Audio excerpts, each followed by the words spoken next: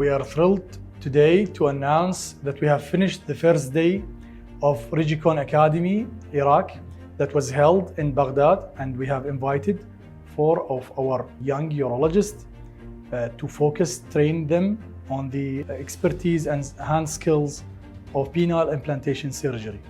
So we have 2 days of focused small group sessions that have dealt with the complication, with the patient selection and the post-op care, and how to set the operative list and how to set up the clinic settings. And tomorrow we will have more than 10 cases to hands train the participants to gain more expertise.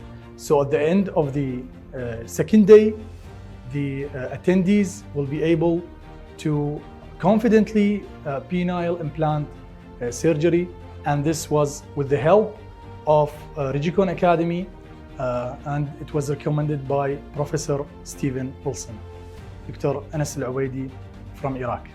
Thank you.